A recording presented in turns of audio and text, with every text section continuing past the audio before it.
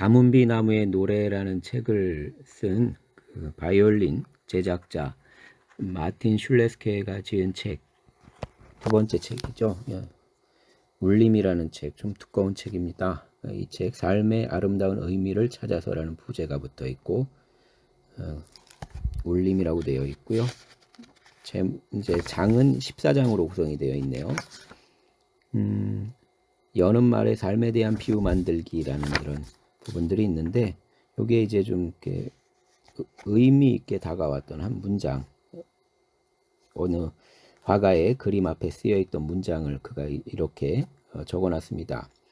우리는 더 이상 삶에 대한 비유를 만들어낼 능력이 없다. 내적 깨달음을 얻는 건 고사하고 더 이상 우리 주변과 우리 안의 사건들을 해석할 능력이 없다. 그로써 우리는 하나님의 형상이기를 중단했다. 우리는 그릇되게 살고 있다. 우리는 사실 죽었다. 오래전에 썩어버린 인식들을 갉아먹으며 살아갈 따름이다. 우리가 삶에서 만들어지고 또 다가오는 모든 것들에 주의를 기울이거나 귀를 기울이며 듣기보다는 교리적으로, 종교적으로 규정이 되어 있는 것에 갇혀서 살아가는 것이 우리의 삶의 모습이다, 이렇게 이야기합니다. 그리고 슐레스케 같은 경우 이제 이어서 말하기를, 내게 믿음이란 사랑하면서 찾는 것이고 찾으면서 사랑하는 거다. 믿음은 단순히 소유할 수 있는 것이 아니고 오히려 스스로를 쓰이도록 내어주는 거다, 이렇게 이야기하고 있습니다.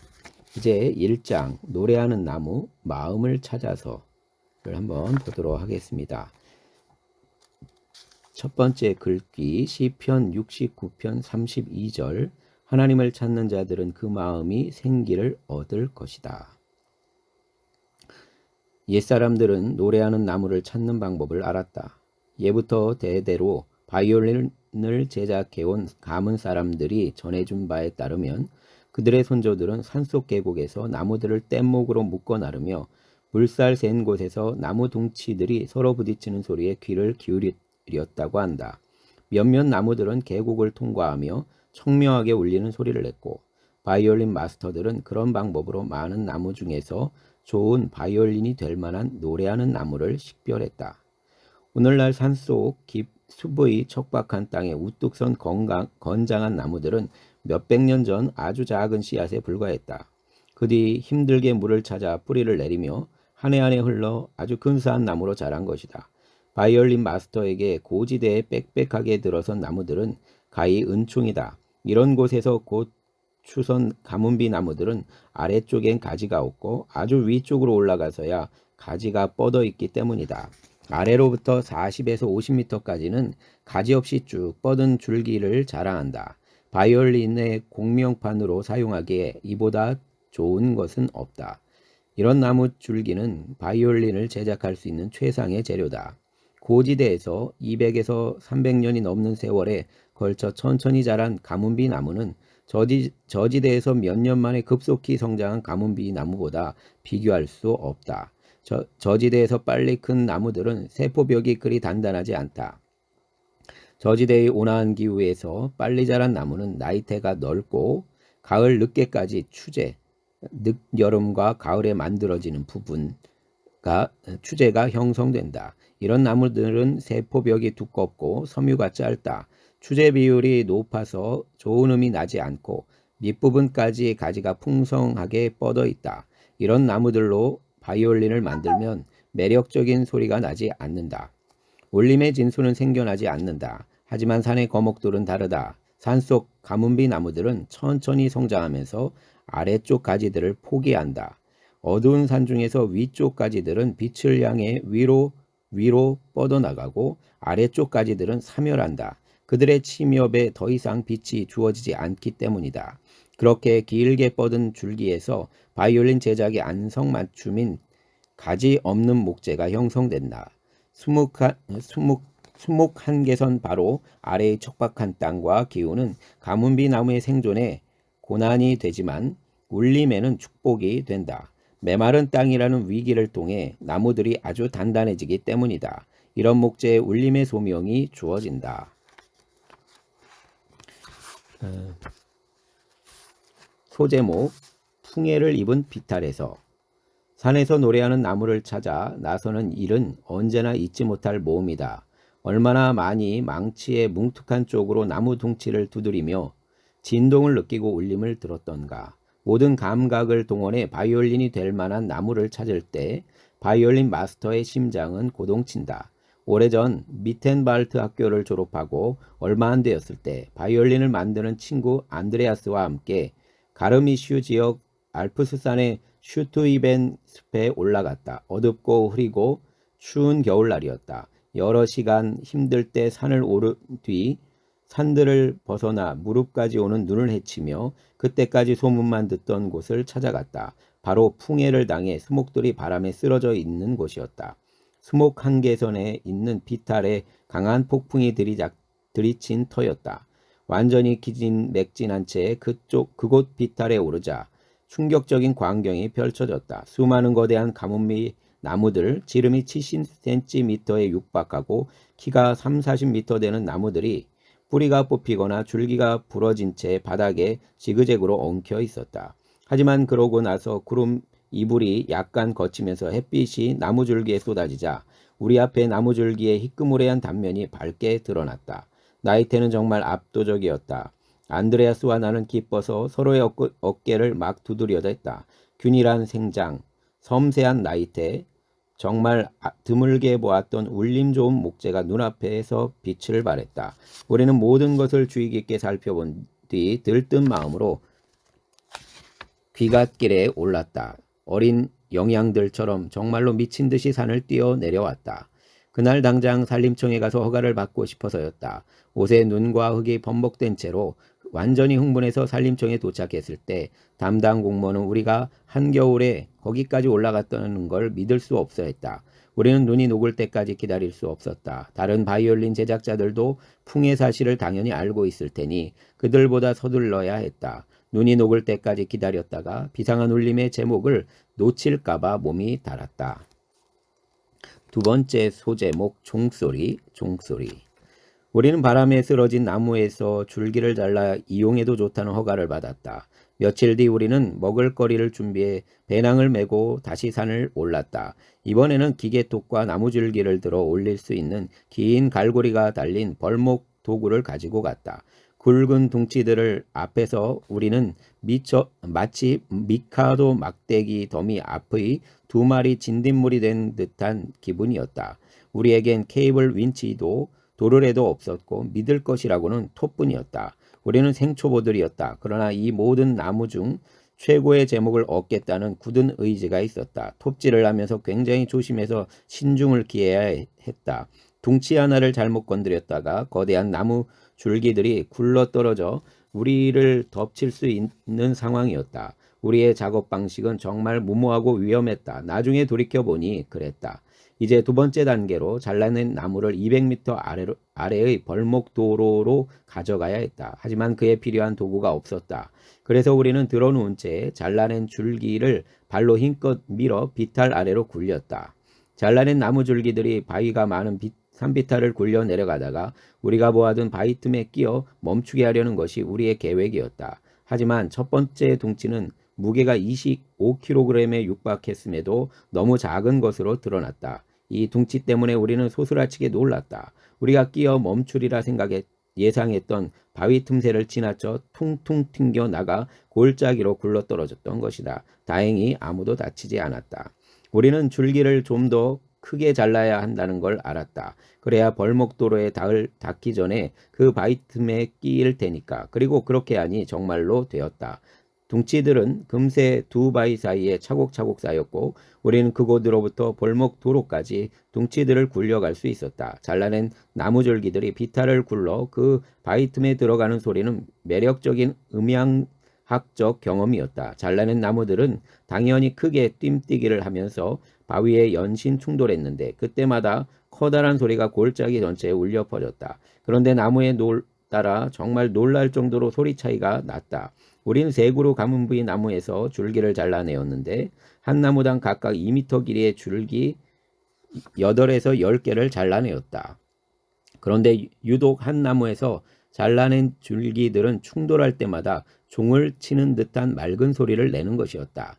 나머지 두 나무에서 자른 줄기들은 충돌할 때 그냥 나무로 바위를 치는 둔탁한 음만 내었다. 맑은 소리를 내는 나무가 바로 노래하는 나무였던 것이다. 윗세대의 바이올린 마스터들이 예부터 나무들을 노래하는 나무와 노래하지 않는 나무로 구분했다고 들었는데 그때서야 우리는 그 의미를 비로소 알 수 있었다. 나무 줄기들을 벌목 도로로 굴려올 때도 다시금 소리를 확인할 수 있었다. 노래하는 나무마다 나온 줄기들은 경쾌한 소리를 냈다. 자갈길에서 구르며 풍성하고 경쾌한 음을 발했다. 반면 하지 않는 나무들은 거의 소리를 내지 않았다. 좋기 12시간 이런 작업을 하며 우리는 목이 축 늘어질 정도로 지쳤다. 하지만 동시에 무척 행복했다. 잘라낸 줄기들을 자리에 가져다 놓고 우리 소유임을 알리는 표시를 했다. 두세 달 뒤 눈이 녹고 나면 이 엄청난 보물을 골짜기로 싣고 내려가 뗏목으로 엮어 제재소에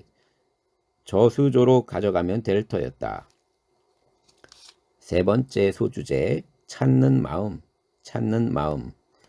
멋진 소리를 내는 나무는 거저 찾아지지 않는다. 당시 노래하는 나무를 찾아 나섰던 일은 내게 더 넓은 의미에서 찾는 일의 비유로 다가왔다. 좋은 울림이 있는 바이올린을 위해 이 모든 수고가 요구된다면 울림이 있는 삶을 사는데 그보다 덜 요구될 수 있을까? 우리 인생은 순리의 길이다. 하느님이 우리에게 가슴을 주신 것은 그분을 찾게끔 하기 위함이 아닐까? 하나님을 찾는 것이 인생을 근본적으로 변화시키지 않을까? 시편은 하나님을 찾는 자들은 그 마음이 생기를 얻을 것이다 라고 한다. 이 구절에서 찾는 자들이라고 하지 않고 찾은 자들이라고 하지 않고 찾는 자들이라고 말하는 것은 주목할 만하다. 찾고 듣는 마음, 믿음이 내 삶에 미치는 영향은 바로 목재가 바이올린 소리에 미치는 영향과 같다. 삶은 수목의 성장이 빠르고 목재를 쉽게 찾을 수 있는 저지대의 길이 아니다. 인생은 실패와 역경과 어려움을 통과하는 길이다. 하나님을 찾는 모든 길에서 공통된 한 가지가 있다. 바로 열정이 없는 영혼은 신앙의 가장 위험한 적이라는 것이다. 믿는 것에 익숙해진다는 것은 미묘한 형태의 불신앙이라 할 수 있다. 이런 믿음은 힘이 없다. 깨어있는 믿음은 하나님이나 세상에 익숙해질 수가 없다. 익숙해지면 마음은 희망을 잃고 영은 물음을 잃어버린다. 사물을 그냥 받아들이고 더 이상 아무 것에도 반응하지 않으면 삶은 자극이 없고 지지부진해진다. 생물학 용어이기도 한 적응이란 자극에 무뎌지는 것을 의미한다. 세포의 반응률은 감소하고 더 이상 반응하지 않기도 한다. 믿음도 그와 같다. 자신의 영적 환경에 응답하지 않는 것이다. 때로는 자극이 와도 무덤덤하게 그냥 졸고 있을 정도가 된다. 더는 반응이 실행되지 않는다. 적응의 마지막은 자극이 없는 삶이다. 폭풍우가 지나간 가파른 기슭에서 좋은 소리를 가진 나무를 찾을 수 있지 않을까? 그것을 찾으러 가야 하지 않을까 하고 질문하면 많은 사람이 이렇게 충고한다. 그냥 따뜻한 난로 곁에 앉아 눈이 녹기를 기다려. 늘 가만히 있으라고 말하는 사람들이 있다. 좋은 게 좋고 편한 게 옳다는 생각이다. 이런 말들은 우리에게서 믿음을 앗아간다. 우리의 비전과 열정을 잠재운다. 어떤 동료들은 이렇게 말할 것이다. 아이고, 우리도 이미 좋은 목재를 찾아봤어. 저 위에 올라가 봤자 별 소득이 없더라. 그러니 기분 망치지 말고 그냥 여기 앉아 있어. 현실을 직시하고 타협하라고. 이른바 성숙한 인간들은 자신의 경험에서 비롯된 충고를 해준다. 하지만 그런 충고 뒤에는 체념이 숨어 있는 경우가 많다. 그런 류의 경험 많은 사람들을 조심해야 한다. 그들의 충고는 모든 희망의 싹을 죽이고 실망과 체념을 퍼뜨린다. 여기서 지혜가 우리에게 경고한다. 마음속에서 오랫동안 체념과 실망을 갖고 온 사람들의 충고를 조심하라고. 그들은 경험으로 정신을 올가맨 자들이다. 그런 사람들의 충고만큼 희망을 망치는 것은 없다. 그런 사람들의 말을 믿으면 우리에게도 그런 일이 일어날 것이다. 찾는 자로 남는 것. 그것이 바로 인간 영혼이 따라야 할 소중한 계명이다. 슈투이벤 숲의 수목 한계선까지 올라갔던 경험은 내게 그런 비유가 되었다. 질문은 우리를 찾는 자로 만들었고 비전은 희망하는 자로, 동경은 사랑하는 자로 만든다. 삶이 눈꺼풀과 깜빡이는 것을 보고 그것에 반응하기 위해서는 사랑하고 찾는 마음으로 살아야 한다. 네 번째 제목 찾는 자의 영리함. 찾는 자의 영리함. 놀라운 바이올린 소리를 들을 때면 내 머리는 커다란 귀 두 개로만 이루어진 것처럼 된다. 하나님을 찾는 것도 무엇보다 듣는 것이다. 나는 아는 자가 아니라 순례자가 되고자 한다. 인류는 함께 모여 집단지성을 이룰 뿐 아니라 세대마다 공동의 순례를 함께하는 동행자들이기도 하다. 우리는 인생들에게 우리를 인도하고 안내하는 것을 서로 나누고 서로 함께하도록 해야 한다. 순례자는 무엇일까? 순례자는 자신이 가는 길에서 자신의 근본과 소명, 한계를 의식하는 자이다. 우리는 무엇을 해야 하고 무엇을 해도 되는지 잘 모르면서도 자꾸만 스스로 아는 자인 것처럼 여긴다. 반면 의미에 민감한 사람은 소명을 묻고 자신의 한계에 주의한다. 우리가 믿는 바는 입으로 고백하는 것이 아니라 마음으로 추구하는 것에서 드러난다. 그것은 우리가 설파하는 세계관에서가 아니라 우리가 무엇을 하면서 시간을 보내는지, 우리가 어떤 일에 힘을 쏟는지에 드러난다. 내게 당신이 뭘 하는지 보여주시오. 그러면 내가 당신이 무엇을 믿는지 보여주겠소라고 말할 수 있다. 의미를 찾는데 아무런 희생이 따르지 않는다면 제대로 가고 있는 것이 아니다. 우리 안에서 동경의 불꽃이 차갑게 식으면 과거의 믿음이었던 것은 종교적 교리라는 차가운 재로 남게 될 것이다. 때로 하나님은 우리가 질문하는 자로 남게 하려고 우리에게서 모습을 감추신다. 묻는 자가 되는 것과 그것이 우리가 인간이게 한다. 묻는 자가 되는 것, 그것은 우리가 인간이게 한다. 그것은 우리가 약속 앞에서 예수께서 산상설교에서 말씀하신 대로 사는 것을 의미한다. 구하라 그러면 받을 것이요, 찾으라 그러면 찾을 것이요, 두드리라 그러면 열릴 것이다. 마태복음 7장 7절. 모든 예언자들은 이렇게 찾는 믿음의 영혼에 대하여 이야기한다. 열정이 없었다면 우리는 당시 기름진 저지대에 서서 이렇게 말했을 것이다. 이 나무로 하자. 울림은 없겠지만 도로 옆에 있잖아. 이런 나무의 유일한 가치는 힘들이지 않아도 된다는 거니까. 하나님을 찾고자 한다면 많은 수고를 짊어져야 한다. 사랑하며 찾는 것을 그저 종교적 고백으로 대체할 수는 없다. 찾는 사랑을 잃어버린다면 고백이 무슨 소용이 있겠는가? 당시 우리가 놀라운 울림의 제목을 발견할 거라고 확신하지 않았다면 그런 상황에서 길을 나설 힘을 내지 못했을 것이다. 그런 점에서 하나님을 찾는 것과 울리는 목재를 찾는 것에는 많은 공통점이 있다. 길가에서 우연히 귀중한 것을 발견하리라고 기대할 수 없다. 경험적인 물리학에서는 기본 원칙이 있다. 그리고 이 원칙은 많은 면에서 내면 생활에도 적용된다. 이 원칙은 인식 대상이 인식 방법을 결정한다는 것이다. 공간의 온도를 측정하려는 사람은 어떤 측정 방법으로 이 문제를 해결할 수 있을지를 물어야 한다. 스톱워치를 가지고 온도를 측정할 수 없다.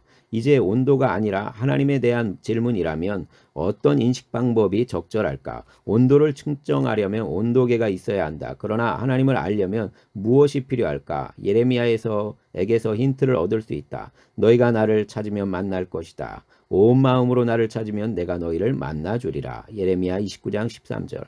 간절히 찾는 자가 하나님을 발견하고 만난다는 말이다. 찾고 묻고 궁구하고 기도하는 것이 바로 반응이다. 그것이 내적 인간의 길떠남이다.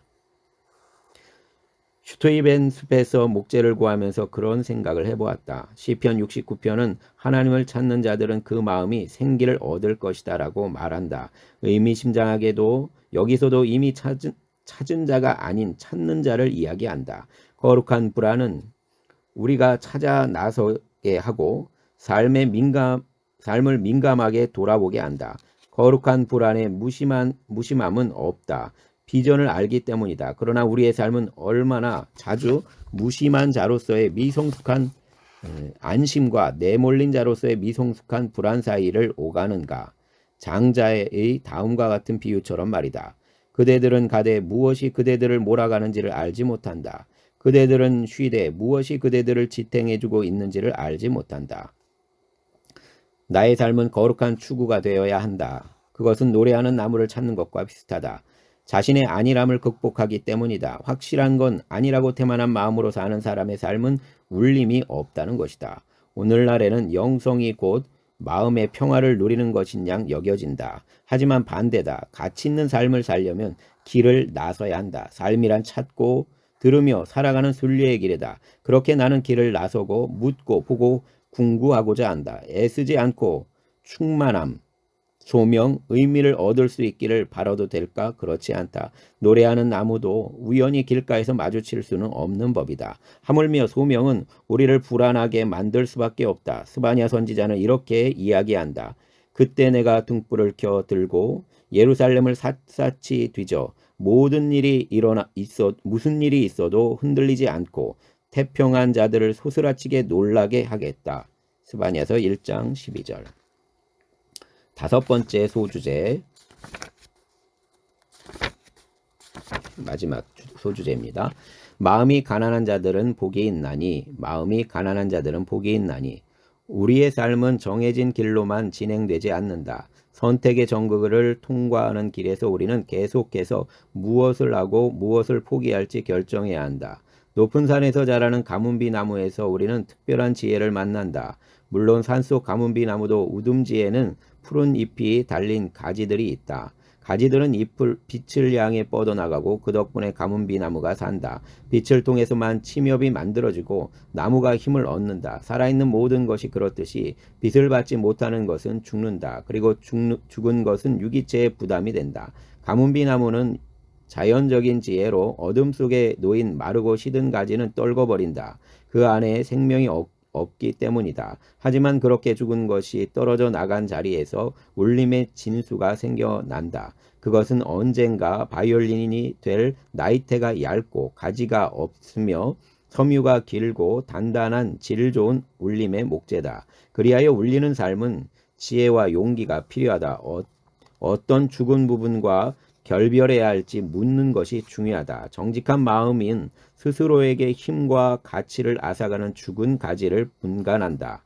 우리 삶에 당연한 것은 아무것도 없다. 우리는 삶의 모든 영역에서 삶의 모든 가지와 모든 욕망에서 빛을 향해 뻗어나가는 것을 배워야 한다.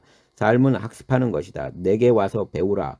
마태복음 11장 28절 예수님의 말씀은 바로 그런 의미다. 그분은 세상의 빛이라서 그분을 따르는 자는 어둠에 있지 않고 생명의 빛을 받게 되기 때문이다. 요한복음 8장 12절. 산속 가문비 나무는 우리에게 죽은 것을 버리라고 가르쳐준다. 그것은 옳지 않은 것과의 결별을 뜻한다. 빛으로부터 스스로를 가리는 모든 행동과 결별하는 것이다. 솔직함, 진정성, 정의, 자비, 화해가 없는 것들과 결별하는 것이다. 울리는 삶은 죽은 것, 그릇된 것을 버리는 법을 안다. 죄를 짓지 않는다는 것은 죄를 지을 수 있지만 그 선택권을 희생하고 그렇게 하지 않는다는 것이다. 하나님의 빛을 추구하는 사람은 삶의 모든 선택 앞에서 언뜻 보기에 더 제한적이고 더 가난해지는 쪽을 선택한다. 그러나 이것이 바로 예수가 산상설계에서 칭찬한 가난이다.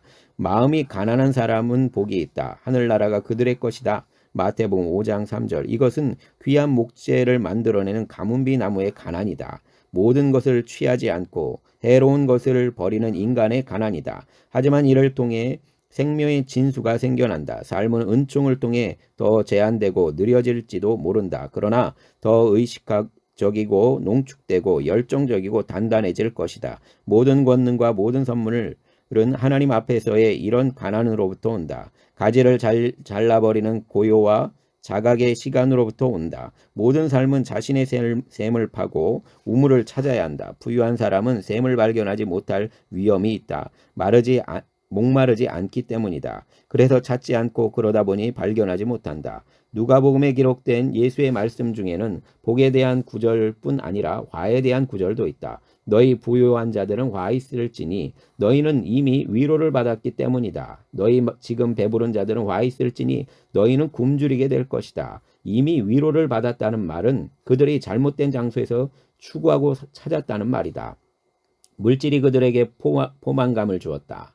화가 있을 것이라는 말은 심판의 외침이라기보다 고통의 외침이다. 누군가 맨발로 파편을 밟았을 때 아파서 지르는 비명 같은 것이다. 그렇게 예수의 말씀에는 부자들의 배부른 상태에 대한 절규와 고통이 담겨 있다. 그들은 배부르기에 마음을 다해 찾지 않는다. 그래서 목표를 그르치고 의미를 잃어버린다. 그들은 스스로 상처를 입고 그들에게 맡겨진 세상에 상처를 준다. 고대하고 듣고 찾는 것이 무엇인지 알지 못하기 때문이다. 너희 부유한 자들은 화 있을지니 너희 배부른 자들은 화 있을지니. 그러나 하나님 앞에서 가난한 사람은 은총의 선물을 받으려면 많은 것을 감내해야 한다는 걸 안다. 예수가 복되다고 칭한 가난한 자들은 하나님만이 채울 수 있는 결핍을 의식한다. 그들은 목마름으로 찾아 나설 것이며 찾는 자가 되고 풍성히 받는 자가 된다. 여기에 특별한 경험이 작용한다. 우리는 보통 능동, 수동을 구분한다. 그러나 신앙에는 제3의 길이 있다. 그것은 바로 선물로 받는 것이다. 은총의 법칙이라고 불러도 좋을 이 길은 바로 본질적인 것은 할 수 없고 선사받을 수 있을 뿐이라는 것이다. 그러나 우리는 스스로 받을 수 있게 할 수 있다. 노래하는 나무를 찾아 나서는 길은 이에 대해 본질적인 것을 이해해 준다. 우리는 소명을 위해 가난해질 수 있어야 한다. 가난해진다는 것은 모든 것을 가지려 하지 않는 것이다. 즉 어떤 것들은 그냥 의식적으로 지나쳐버리는 것이다. 이런 가난의 울림이 될 수 없는 것을 버리는 힘이 있다. 하지만 이런 종류의 가난은 받을 수 있는 상태가 되는 것이기도 하다. 그럴 때 아직 보이지 않는 뭔가를 향해 나아갈 힘이 생긴다. 예부터 전해오는 다음 이야기가 우리가 소망이라고 부르는 힘이 무엇인지 뚜렷이 보여준다. 건축 공사장에서 세 사람이 일하고 있었다. 모두가 삽을 들고 땅을 파는 중이었다. 첫 번째 일꾼은 의욕도 없고 피곤해 보였다. 지나가는 사람이 그에게 지금 뭘 하고 있어? 하고 묻자 그는 보면 몰라요. 구덩이를 파고 있잖아요. 라고 대답했다. 두 번째 일꾼은 첫 번째 일꾼보다 기분이 나아 보였다. 지금 뭘 하고 있어? 하고 묻자 그는 우린 커다란 벽에 기초를 놓고 있어요. 라고 말했다. 세 번째 사람도 땅을 파는 중이었는데 힘든 일로 몸이 지쳤으면서도 기쁨과 생동감으로 충만해 보였다. 지금 뭘 하고 있어? 라는 질문에 그는 대답했다. 우리는 지금 멋진 예배당을 짓고 있답니다. 노래하는 나무를 찾아 나서는 우리도 마찬가지다. 우리는 첫 번째 일꾼처럼 보면 몰라요. 산에 오르고 있잖아요. 라고 대답할 수 있을 것이다.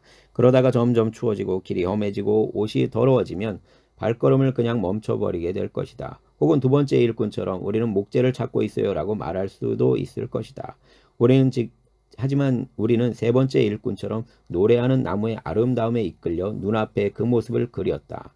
앞으로 만들어질 바이올린의 깨끗하고 살아있고 감미롭고 힘있고 빛나는 음색을 상상했고 이런 상상이 우리의 발걸음을 날아갈 듯 가볍게 했다. 우리의 바이올린은 오래전에 이미 우리 안에 살아있었다. 울림을 위한 삶. 우리는 그것을 위해 좋은 목재를 필요로 했고 수고를 잊었다. 우리가 삶 속에서 하는 모든 일이 그렇다. 우리가 가진 내적인 소망이 우리의 노력에 날개를 달아준다. 노래하는 나무를 발견한 순간 때맞춰 구름이 걷히고 햇살이 기스그고 환하게 떨어지던 숭고하고 신비한 순간은 잊을 수가 없다. 소명의 나무는 죽음을 통과한다. 바람에 부러지거나 꺾인다. 시면 거센 물살을 본다. 뗏목으로 묶여 계곡으로 내려가서는 물속에서 건져져 마이스터의 작업실로 간다. 그것은 우리가 세례를 통해 새로운 삶으로 들어가는 것과 같다. 나무는 이제 마이스터에게 맡겨진다. 마이스터의 손에서 소리가 나도록 빚어진다. 숲에서는 상상하지도 못했던 소리가 울려 퍼진다. 시편은 숲의 모든 나무들이 노래하리니 시편 96편 12절이라고 말한다. 하나님이 이렇게 빚으시는 능력이 바로 성화이다. 우리가 이미 완전해진 것이 아니다. 그러나 우리가 거룩해지도록 부름받은 자로서 하나님의 능력 안에서 살아간다. 그 능력에 우리 자신을 의탁하고 그 힘에 복종한다. 그것이 거룩한 자의 특징이다. 마이스터의 손에 우리를 맡길 때 우리 안에 창조적이고 선한 것은 보존되고 미성숙하고 혼란스러운 것은 제거된다. 사랑 없는 마음, 희망 없는 마음, 평안과 쉼을 잃은 마음, 하나님과 멀어진 마음이 제거된다. 바이올린 마스터가 나무로 하여금 노래하게 하는 것처럼 우리의 마스터는 우리를 가지고 작업을 할 것이다. 우리의 마음에 필요한 가난은 우리가 취할 수 있는 많은 것 중 소명에 해가 되는 것을 버리는 것이다. 예수가 복되다고 칭찬한 마음의 가난한 자에 이르지 못하는 자는 영혼이 상하고 삶의 의미를 잃을 위험이 크다. 힘든 것이 모두 우리에게 좋지 않은 것은 아니고 쉬운 것이 모두 축복은 아니다. 기름진 땅과 저지대의 온화한 기후에서 나무들이 빠르게 쑥쑥 자란다. 우리가 복으로 생각하는 물질적 정신적 풍요도 종종 그렇다. 무성해지고 빠르게 자란다. 하지만 울림에는 부적합하다. 노래하는 나무들은 대개 힘든 때로는 굉장히 불리한 조건에서 자란다. 좋은 소리를 내는 나무가 성장할 수 있는 지역은 알프스에서 몇 되지 않는다. 고도, 높이, 방위, 풍향, 기후, 토질이 악기의 울림을 선사한다. 일상의 역경과 고난을 견뎌야 하는 척박한 땅에서 울림이 있는 나무들이 자란다. 그곳에서 나무는 저항력을 키우며 진동 능력이 있는 세포들을 가지게 된다. 빨리 자란 나무는 저항력이 없고 결코 자유롭게 공명하는 쓸모 있는 나무가 되지 못한다. 인간도 마찬가지다. 배부른 마음, 부유한 마음은 성령의 음성을 듣지 못한다. 하나님에 대한 동경을 알지 못하기 때문이다. 반면 이사야에는 이런 구절이 있다. 나의 영혼이 밤에 주님을 갈망합니다. 나의 마음이 아침에 주님을 찾습니다. 이사야서 26장 9절. 척박한 땅과 불리한 기후를 경험한 노래하는 나무는 우리의 소명과 비슷하다. 이런 나무들에는 새로운 두 번째 삶이 주어진다. 바로 노래하는 것이다. 노래하게 되는 것이다. 그 나무들은 마이스터의 손에서 깎이고 다듬어져 결국 바이올린으로 울리게 될 것이다. 새로운 삶은 영원성을 지닌다. 그러나 그것은 현재의 고통과 시련 가운데서 이미 시작된다. 이런 과정을 거쳐야만 좋은 울림이 생겨날 수 있다. 시작은 줄기에서 경쾌한 소리가 나는 것이다. 이 소리는 찾는 마음을 상징한다. 노래하는 자의 종소리 같은 울림이다. 바람에 휘둘리고 시면을 보았어도 내 소명은 계속되리. 물과 영으로 새로 태어나 의의 나무 너는 노래하는 이. 네. 1장 노래하는 나무를 보았습니다. 네. 37쪽까지 보았네요.